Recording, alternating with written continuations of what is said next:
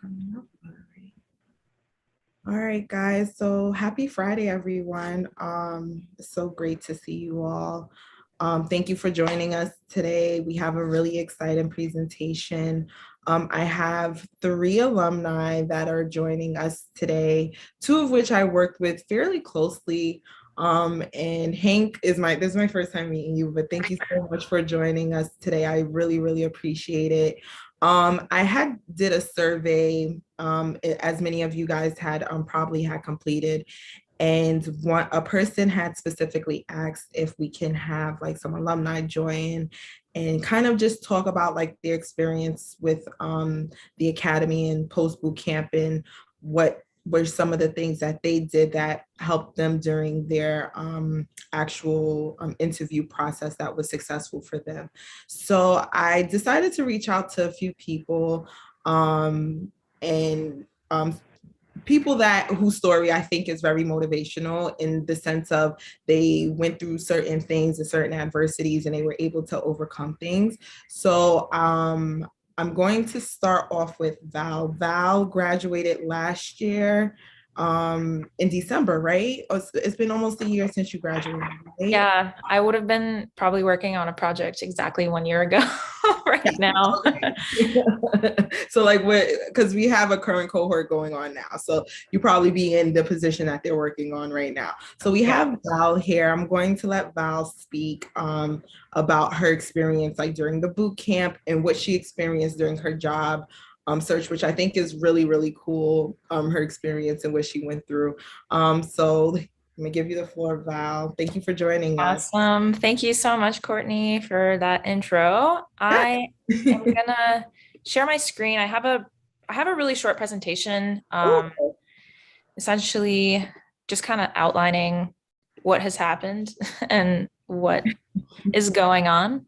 and Val, by the way, I actually share your story to a few people. Oh, awesome. As That's motivational cool. purposes. And I had a few people who were interested in Spotify too. So I don't know if you're going to get into that, but yeah, I often share your story. I don't disclose who you are, but I share your story and what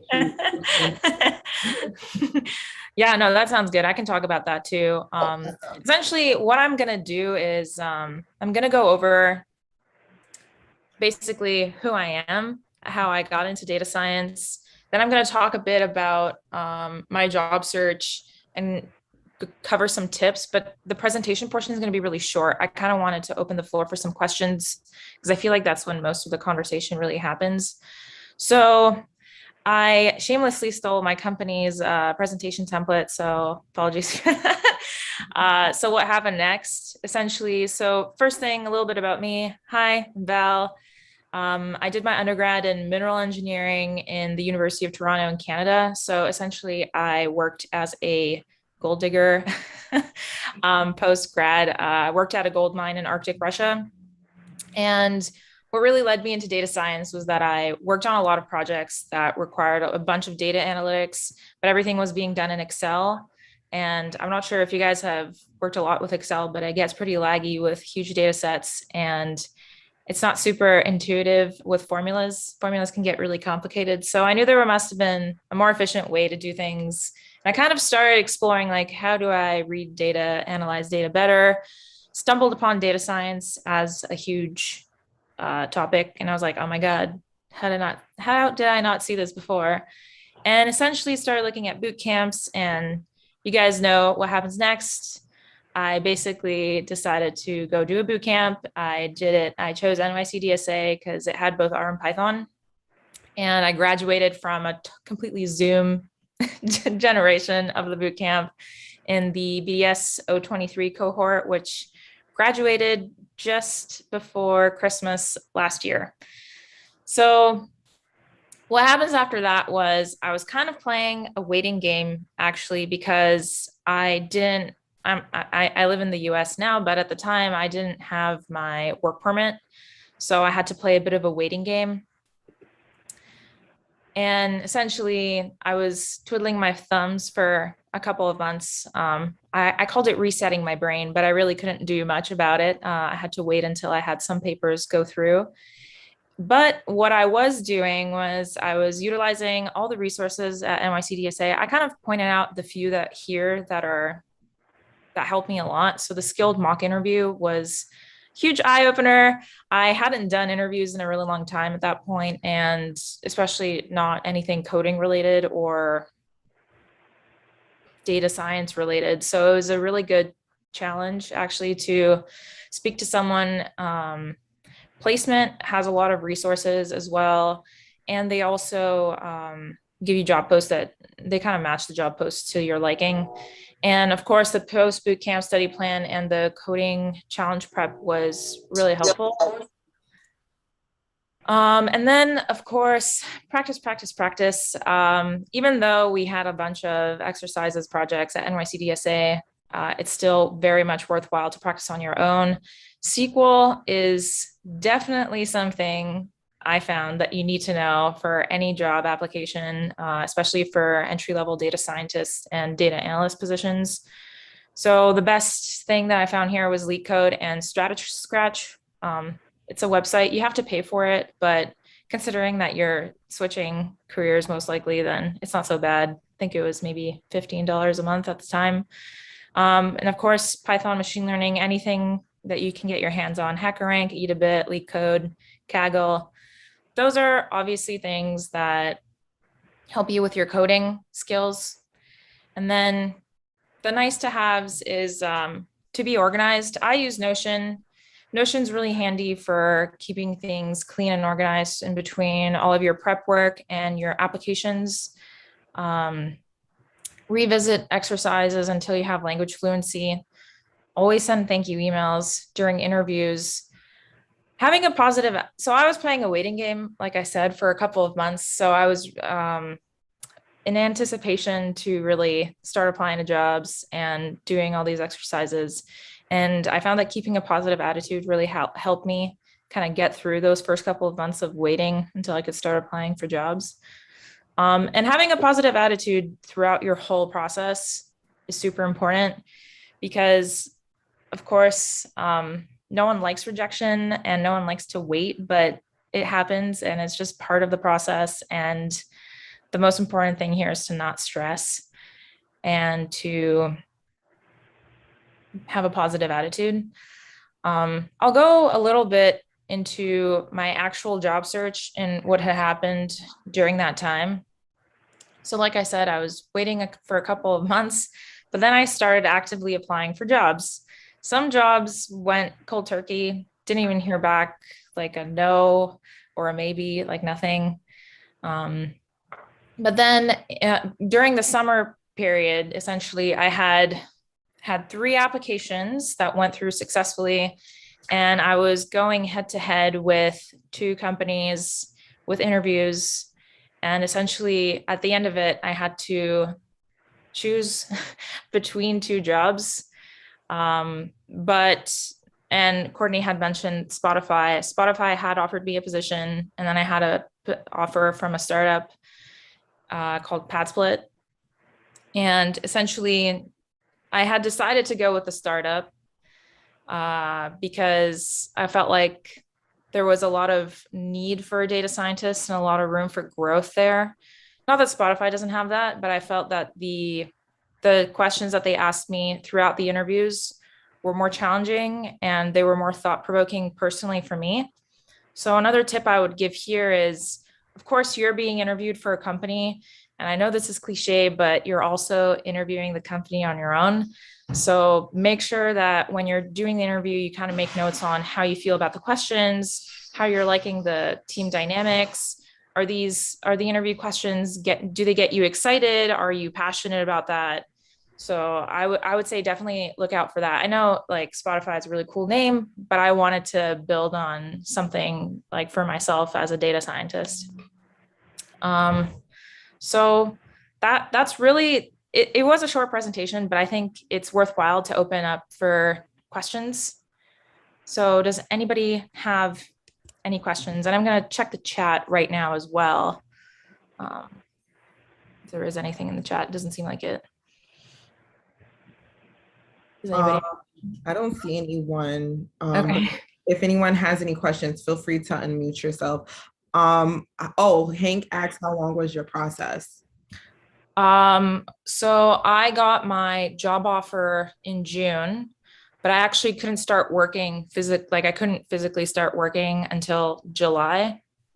So I guess it took me 8 months for me to actually start my job. But a lot of it was honestly because of immigration waiting times. But for the application portion, actually, I think if I'm going to talk just solely about the job search, it probably took 2.5 months. But I was like, it was my full time job of looking for a job. So 2.5 months of full time searching and going through interviews. By the end of it, I got really good at interviews, I think. And it was more like a conversation than a questioning period. So yeah. Any other questions for Val? I love the fact that you brought up uh, just the process in general, how frustrating and annoying it could be, but how you have to just be determined and continuing on. Because I see that happen quite often when I work with people, that they often get, frustrated, and rightfully so, right? Like, nobody ever wants to be told that they're not good enough. But the key is that you can't really let that get to you. You have to continue on and pushing through. And just as soon as you give up, you might very well find the opportunity that you were looking for. Yeah. Um, so, I and also just want to add to that. I think my cohort graduated kind of in a slump during COVID. So, and it was also the winter time. Mhm, But kind of the nice thing about that is that companies go kind of through a reset in the beginning of the year. mhm, And the COVID outlook started looking more positive. So I think a lot of companies kind of switched their gears and are like, oh, hey, we can start hiring again. So I definitely think that helped. There was mhm. kind of an upswing from the beginning of 2021 to now, really. Like the amount of jobs now that are like just on LinkedIn, what I see is like insane. So there's a lot more opportunity now, I would say, than there was a year ago. Mhm. So I think that's very positive for all cohorts right now. Yes, just submit your application. Somebody will definitely Yeah. respond to you. So thank you, Val, so much for your presentation. I totally appreciate it. And I'm so happy for you. And is Pat Split taking good care of you? Oh my God, yeah. I mean, it is a startup. So the nice thing about startups is that there's so few people. And you really, really make an impact as an individual contributor. And it's really nice because I get to already work with a lot of teams. So it's nice. I really like it. Awesome. Thank you so much for your story and your time. You can definitely, hang out here and chill with us. The next person that we have is Hank. Hank, you graduated 2019, right? So right before the pandemic, before when everything was just normal in this world and everything was perfectly fine and you can actually shake hands and sit next to people without 6 feet distance and things like that. Thank you so much for joining us, Hank. I really appreciate it. No problem. Thank you so much. Great presentation, Val. Yes. Can everyone see my screen? Yep, we can go ahead. Perfect. So introduce myself. Happy Friday. My name is Hank Nguyen. I'm a data integrations engineer at Riskified. I'm also called Hassan as my Korean name. If any of you have any questions, please leave it in the chat. I'll get to it at the end. A little timeline about my history. I graduated in 2019 from NYC Data Science Academy, but also graduated from Rutgers University in 2012. I'm also like Val. I didn't have a traditional kind of background going into data science. I graduated from Rutgers with a biochemistry and molecular biology degree. I thought I was going to be a doctor, so I went the whole pre-med route. I worked as a research technician at Weill Cornell before joining the bootcamp, and after then, it just kind of snowballed into a career that I have enjoyed so far. It's been around 2 years. Time has really flown by. I've been working with marketing data, with healthcare data, and now working with e-commerce fraud data. I'm not a data scientist or data analyst by trade, but I felt like the skills and technologies I've learned really helped me create a good foundation to be where I'm at right now. So I just want to say that being non-traditional doesn't mean that it's impossible to get a job or a career in data. Some key points that I like to kind of say right now is that to take risks, to be patient. Val said it before that you gotta have a positive attitude. The opportunities will come, and that the little things do go a long way. And I would like to share 3 tips at the end of this presentation of how I had a successful job search. So the big question is, did I have any data science or coding experience before joining boot camp? No. So I just want to get that out of the way so that it's not impossible. Boot camp does a great job of kind of introducing you into that. Well, to be exact, I really did have a little bit. This is a little embarrassing for me to show, but before joining the boot camp, I was able to take a lot of courses, individual courses at Data Science Academy. One of them being a deep learning class. It's cringe for me to kind of watch this, but I'd like to show you a little presentation I did.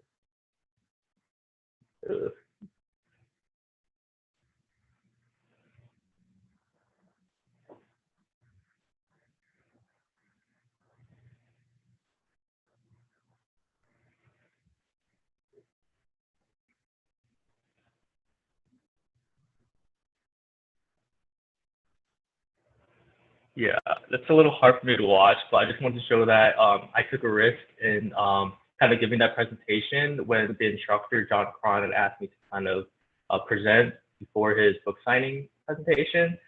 I am not a deep learning engineer or scientist by any trade, but I felt like I needed to take like an opportunity to kind of really get myself out there and then present.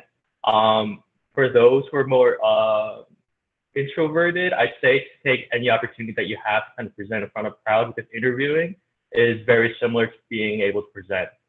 So definitely take risk. I think this risk paid off because for one of my job searches, in the final interview, they requested 3 reference letters, and John Cron was actually one of those reference letters, and I believe he was one of the major reasons why I was able to secure a position.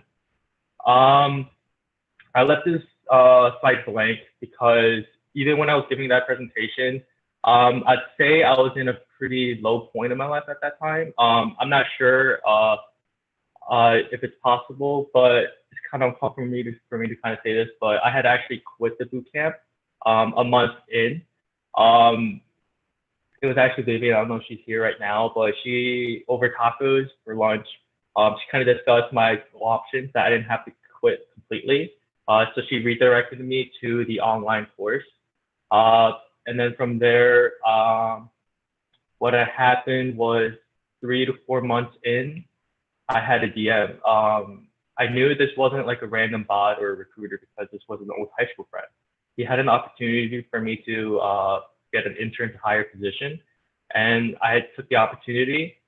I hadn't finished the bootcamp at the time. I had only done one of the projects. I believe it was the Python data exploration, but that was enough to kind of finish the interview and for me to kind of succeed from there. And then just to wait, the opportunities will come. I'm a huge basketball fan, so I like to kind of introduce basketball to any kind of talk I like to do. So I'll give you a small video.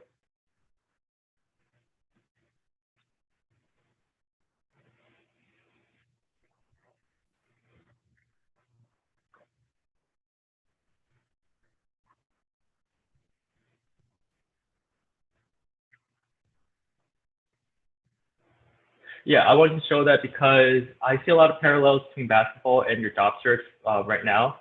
So congratulations for graduating. I wasn't able to do the complete boot camp, so I definitely know you guys have the potential to do it. I want to say that because you really have 2 skills right now in your job search. One is a technical, but the other one being the off arm, like kind of say the personal skills, the interview, kind of the little nuances that help you succeed. And I kind of share 3 tips that could potentially help you. So the little things will go a long way. Val mentioned that you should always follow up with an email, but in my experience, it's really hard to get emails of, it's not a public available for the interviewer's email to be out there. So what I suggest is it might cost a little bit, but to subscribe to the LinkedIn Premium. And find their account on LinkedIn and just send DMs of following up after the interview. I sent a lot, as you can see here. Saying hi, thank you. I'm sure you find templates online, but I like kind of reiterate that LinkedIn is a new email. You are interviewing the employees as employers as well. So I like to ask, or I like to say, a common denominator question. So a question that I ask every single interviewer, so I can kind of compare how their answers are. My question specifically is, can you describe your experience at New York City Data Science Academy with 2 separate words? Mine would be fruitful and challenging. The reason why I ask this is because you know they're not going to give you a bad answer. They're going to say obviously some positive things, but the way they say it, their body language can really kind of show how their experience is. And I felt this was a great kind of question. You don't have to use this specifically, but this is what I found successful. And then to be you, resume kind of, there's a lot of inputs that you're going to get, a lot of opinions. But for me personally, having an interest, this is from my actual interview. I wrote the New York Knicks. I used LaTeX overlays if you guys need like a resume template. And I believe it worked out. So the final interview I had for Riskified, I actually started this month, so beginning of October. I asked for it to be in person because it's located in New York City. I had 2 interviewers, one of which was late to the interview, but my interviewer at the time, he saw this interest page and we were able to kind of fill that time to 5-10 minutes kind of talking about basketball, the Knicks, living in New Jersey. And I felt that's a great way to kind of, connect with the interviewer, and that's important. And yeah, thank you. Any questions you have, I can read them in the chat. Here's my social media accounts. I don't have that much on YouTube or Medium, but my 2022 year goal is to kind of write and create more. Thank you so much. So Hank, on a scale of 1 to 10, what was your reaction when the Knicks won the double overtime game? It was great. I watched the preseason game too, so Yes, MVP. Yes, they're 5-0. I'm pretty proud of the Knicks. They're doing great things. Yeah. Any questions for Hank? Yeah, please feel free to drop them in chat. No questions? Is it because it's Friday, guys? I don't know. Let me see. Can I ask a question? Go ahead, Val. Have you ever had the chance that recruiters come to you? And if you have, how was that experience going through a recruiter? Yeah, so definitely. I graduated in the Data Science Academy in 2019. So this recent position, the recruiter had messaged me first via LinkedIn. So having a full-time job with kind of having interviews on the side, it gets kind of hectic. So having the recruiter kind of deal with almost half the legwork, I'd say is really helpful. And she helped me get I would say 10% increase in the base salary that I was expecting. So that was great. Oh, nice. So what role do you currently have in, could you fill us in on what you're doing in that role? Yeah, sure thing. The title is a data integrations engineer.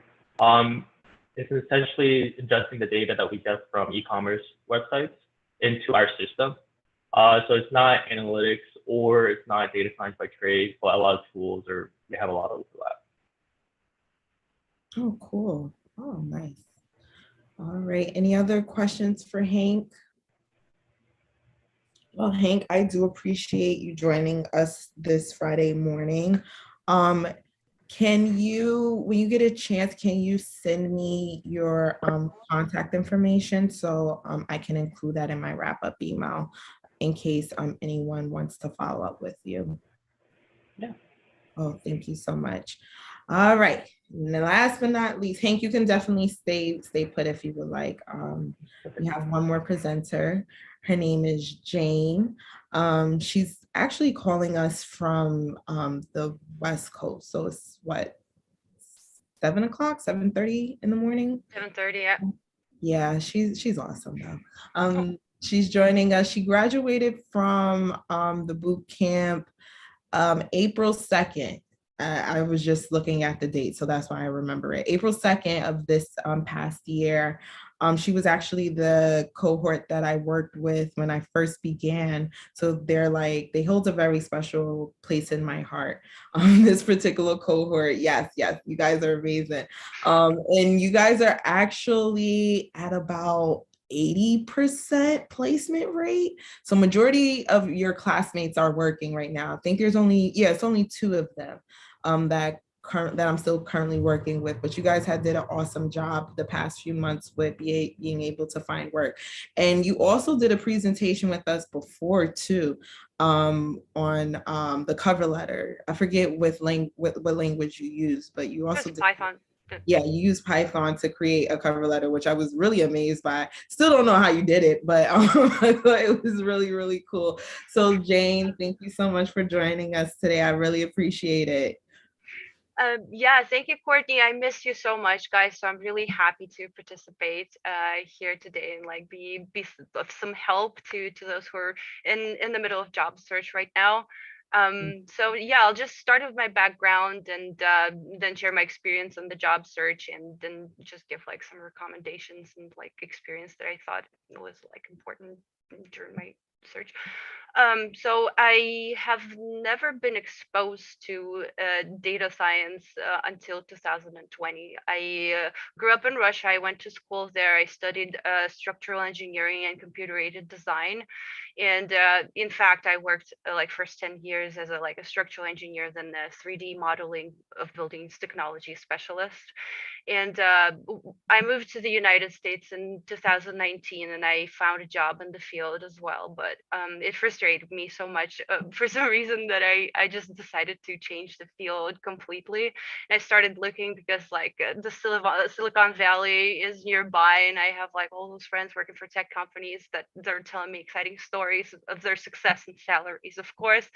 And I was like, I gotta go there. And I started research. I tried some full stack engineering. I didn't like it, and then I learned about data science, and that's how it all started. So I first enrolled in New York Data Science Academy and then started preparing to it because like I've never been exposed to coding or data analytics or like any, like even statistics. I didn't have a course on statistics at my university, so I had to start from scratch. I gave myself 6 months prior to my cohort start to prepare. I watched a lot of like math channels and took data science overview course, just like try to expose myself as much as possible to what will be going on in the boot camp. So yeah, when we graduated, I took a week break to just like reset my brain. I think it's very important to give yourself a break after such such intense period when you like I literally spent 15 hours a day at my computer. Like I would just like travel from my bed to my desk and back, and yeah, that's how I spent 3 months in the boot camp. And it was like very rewarding because like you take out like well I forgot how it sounds in English, but like if you put in a lot of effort, you will take out more. So like I made sure I did my best. And yeah, my job experience was just as frustrating as everyone else's. It was horrible. Like in fact, I hate job search most of than anything. Yeah, there's a lot of emotional stuff you have to deal with. You have to deal with rejections and ghosting and like everyone wanting more experience that you could ever have as a starting specialist. Like even starting positions, they want 2 or 3 years experience, and like where do I get them really? But yeah, so I applied for about 150 positions through LinkedIn. I got only 3 interviews through LinkedIn, and I had a lot more through New York Data Science Academy network. And eventually I got 2 offers. So I wanted to touch on stuff that I don't think I did good enough because we talked with Courtney a lot, and she said that I should tailor my resume and write a really good cover letter, and I don't think I did a good job enough on that. so I just used blanketing approach. I just like had one resume where I could like where I put everything I know in and then I wrote a cover letter and I automated it and I just like changed a little bit about like how I how am I excited about the company values and stuff, and I didn't really pay much attention on pointing out how I am good enough for the particular role.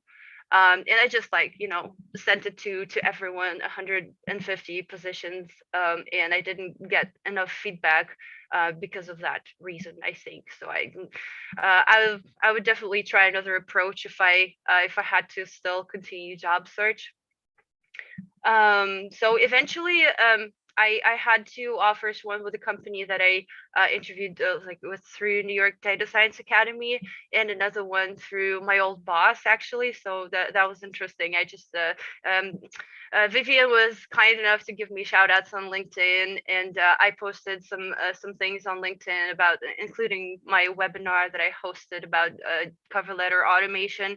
And my old boss that I worked with previously saw it on LinkedIn. He said like, hey, the company I work with currently is looking for a data analyst. So like, if you're interested, let's set up a meeting and stuff. And I had a couple of interviews with them, and I found the company really interesting. They had a great approach and mission, and they liked me, so I ended up accepting an offer with them. So yeah, I'll just briefly tell you about my company. So they're an engineering company, and they're working with huge clients such as Google and Microsoft and Pentagon and Walmart, and they're taking care of their office buildings. So basically, like each of those companies have a huge pool of real estate, and all those mechanical and electrical systems in the buildings turned out to be wasting a lot of energy and not working properly. So my company offers mechanical and electrical expertise, and also they started automating collecting data from that equipment in the buildings, and storing that data and building dashboards and analyzing the data for energy saving opportunities and a lot of other stuff. So our future goal is to build a smart building technology that it's like, we have autopilot planes, we have self-driving cars. Why don't we try and apply the technology we have out there to make buildings smart and teach them to be energy efficient and all that sort of interesting stuff. So I really enjoy working with them. And so as a bottom line, I just wanted to share some of the conclusions I made during my horrible job search. So the first is be realistic and don't set expectations too high, because it will be much harder to deal with if they just don't match the reality. It was very hard on me. I procrastinated a lot for that reason, and it's not good for you. Just like don't try to find a position of AI engineer if you have like no exposure or background in that. Just like set your plank a little lower and just start from that point and work your way up. It will be much easier than like trying to find very experienced positions at the start. Try a sniper approach to your job application. So it's altering your resume and cover letter for each position. And it's important to remember that the main goal of the resume and the cover letter is to convince the hiring manager that you're a good fit for the position. I didn't do that, so like I think that's important. That would change the game very much. Don't put all your eggs in one basket. That's something that Courtney told me, and I've had it in my head ever since. So thank you so much, Courtney. Yeah, use all resources available to you. Use networking through your former colleagues, through New York Data Science Academy Alumni Network, job search services, friends, anything that you can use. Use various job search services such as AngelList, LinkedIn, Indeed, and stuff, because I only use LinkedIn, and I didn't get much conversion from it. Yeah, another one is put together a list of skills that are often required for the positions you like, and try and learn some additional ones that don't take too much effort, such as like, big data tools, like maybe learn Spark a little bit deeper. Maybe get yourself exposed to some cloud platforms because they're a very popular thing out there.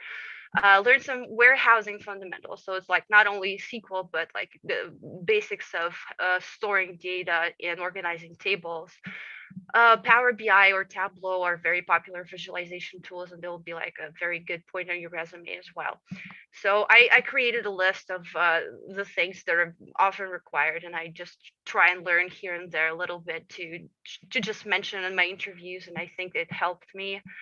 So I think I'll repeat Val here. So remember that not only the company is testing you, you should try and find out as much as possible about the company, what they do, what's their team like, what's their day-to-day like, because you like, if you accept a position with them, you'll be stuck with that company for at least a year. And if you don't enjoy the job or the team, it's gonna frustrate you so much you won't want to work there anymore, like in the field maybe even. So it's very important. And don't commit to the company a job that is not the right fit for you just because you don't have any other offers, because you'll be just stuck with them. And the most important one, just don't give up, keep learning and persevering. There are thousands of great job opportunities for you, and it just takes a while to find the one for you. That's pretty much it. Thank you so much, Jane.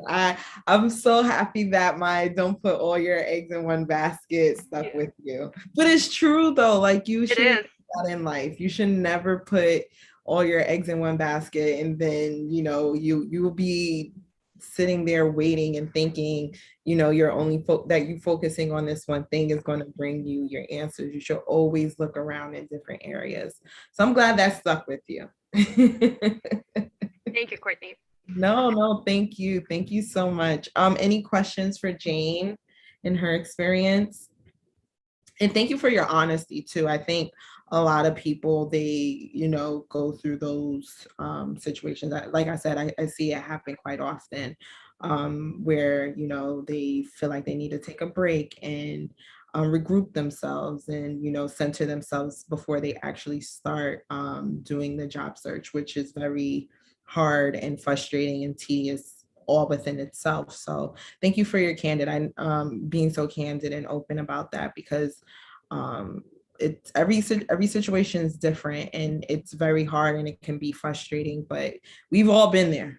Guys, like, and that's why I really wanted to do this presentation, because I wanted everyone to see kind of what the dynamic is, that, everyone that's gone through the boot camp has been through very similar situations.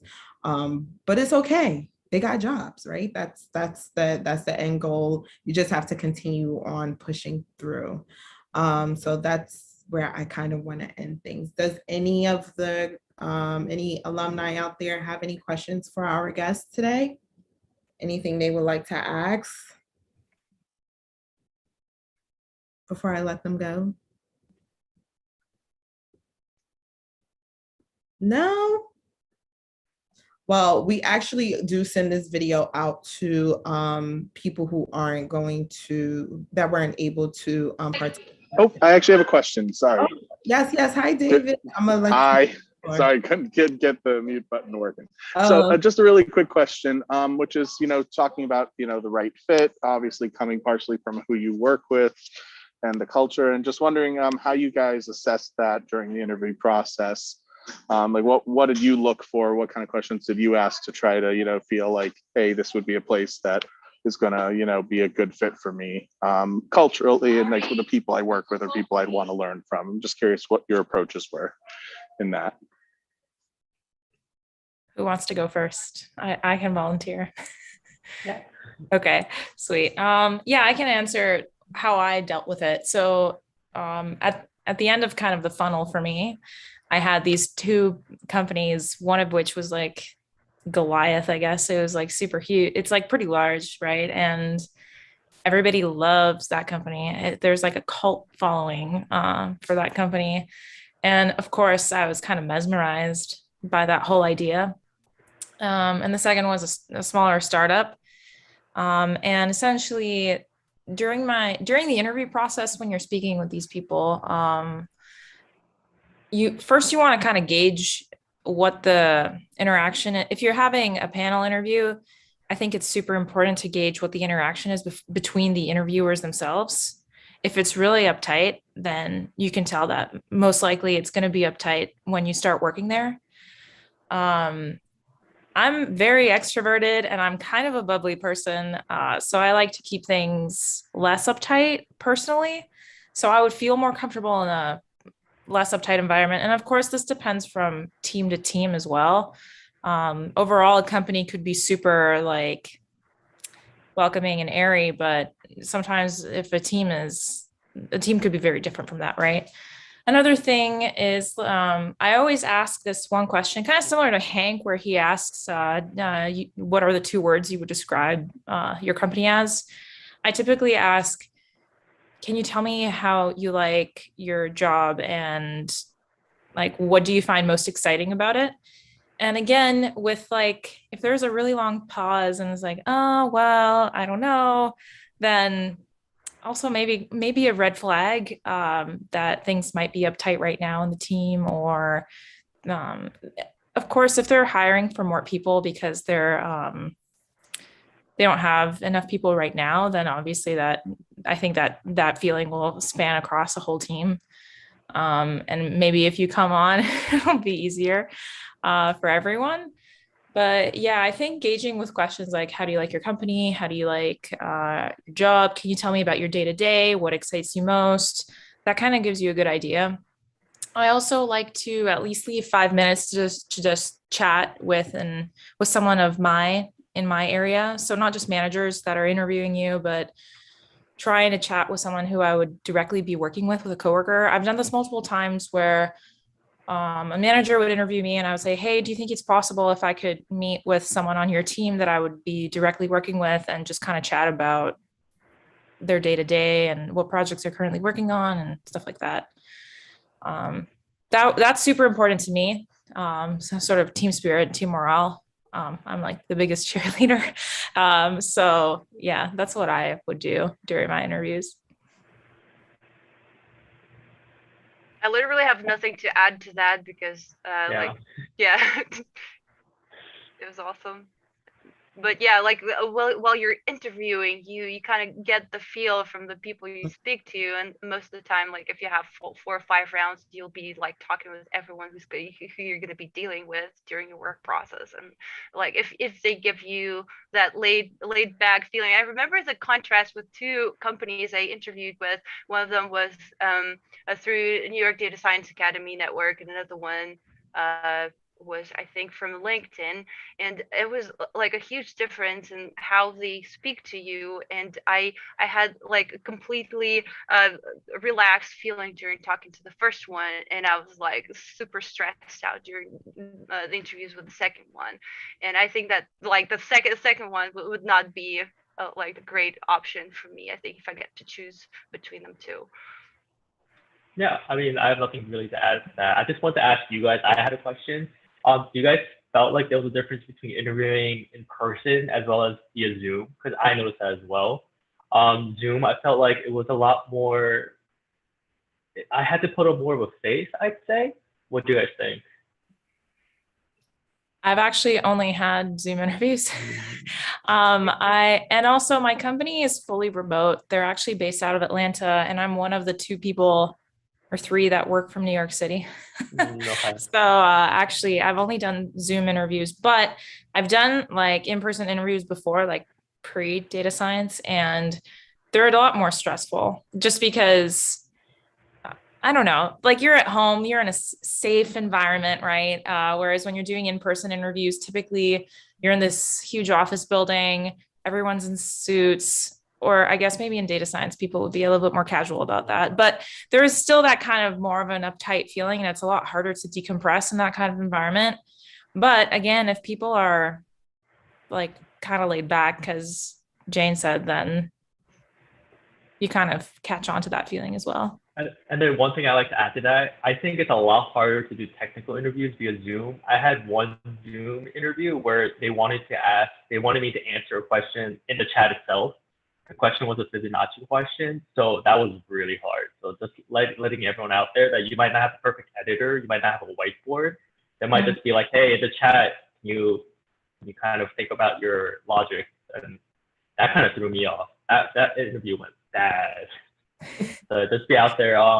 Technical interviews via Zoom, I'd say it's a lot harder than in person. Mm-hmm. Yeah, we actually have Zach Zabar, who's doing, he's been doing a series. The last one is in December. The first Friday of every month, he's doing like technical assessments in preparing people for that, because we noticed a lot of people struggling in the technical aspect of the interview. A lot of people would get through the first round, but then once the technical assessment came up and, you know, they had to have somebody sit there watch them as they code, that's usually when we would see a lot of people not go or be able to go to the next and final round. So yes, it's very intimidating, a very intimidating experience during that, from just conversations that I've been having with alumni when they are doing their interviews. They're very intimidated during that and rightfully so, right? Nobody ever feels comfortable as somebody's watching them do anything. I don't feel comfortable when I'm cooking and somebody's standing over my shoulder. It's a little awkward. So yeah, we've been starting to do that as well. We added that component for interview prep to help so that people can have like that simulation feeling of kind of what to expect when those opportunities come ahead during the interview. So basically I had 5 different platforms I did interviews in like a month. So they're all a little different. So that's what I want to add. Yes, most definitely. And to add to the to learning about the company's culture, I agree with everyone 100%. My favorite question that I ask in every single interview is, how would you describe your company's culture? Because culture is very important to me as well. If I feel like I can't show my personality to a company during my interview, then that's usually an indicator that it is not a good fit for me too. And I think somebody brought that up. If I feel like I can't be myself, if I have to be in a very strict, stern environment, then I wouldn't flourish in those type of companies. And usually I don't continue on interviewing with a company where I can't be myself. That's the most important thing. So there's quite a few indicators, like when you feel like your alarm is going off during the interview and you're like, okay, this is not going, even though I need a job, overall, after a while, this probably is not going to be a fit for me. And that's so important. That's just as equally important. And I get that question of quite often is, how do you figure out what's a good fit for you? Opposed to, yes, you are looking for a job, but the interview process is also important for you to see if that's a fit for you as well. You're interviewing the company technically during that process as well. So I'm glad you guys brought that up too, because that's really, really important. I don't ever want anyone to join a job that they're going to hate a weekend. They're like, okay, let me reach out to Courtney and find something else. You definitely want to make sure that whatever job that you guys do take it's something that you feel comfortable in, for sure. Courtney, I want to add on to that. Yes. Sometimes they purposefully to make it like a pressure pot to see how the candidate responds to pressure. I have heard that several times, especially for fintech and hedge fund. Oh, so they're like testing you with being strict and stern, but in all actuality, their culture isn't like that? They're much relaxed if you work there. Because you want to see how people take the pressure. Got it. Okay. Just want to bring this to everyone's attention. Oh yeah, yes, most definitely. I mean, you can still feel comfortable if a company is showing, you know, those type of pressure points or exuding to you what it is that they're looking forward to. But if you're like one of those people where that's not, like, everyone's different. So if that's not something that you're comfortable with, or if you are comfortable with, you'll continue on working in that culture. But yeah, I think it depends on the person and if that's something that they're willing to work with. And sometimes when it feels so relaxed, but the work environment wasn't that relaxed. So especially for in-person interview, like you might have lunch meeting with someone who was not on the interviewer list, but they was the most important one because they make it so relaxed. You were talk about a lot of concern, your family situation, all kind of stuff. Oh, I've seen that. That happened to me one time. That's right. I interviewed for a bank one time, and I guess I was a bit too comfortable, and they were like, "No, this isn't." No, this isn't. Yeah. So if some team member wasn't grow you technically and take you to lunch, that's probably the most important one. Got it. Yeah. So I wouldn't like necessarily. I would like pick the field you like the most and see how challenging the work would be the main considering factor, because the interview doesn't 100% reflect how the work and the vibe would be necessarily. Got it. Yeah. I agree with that.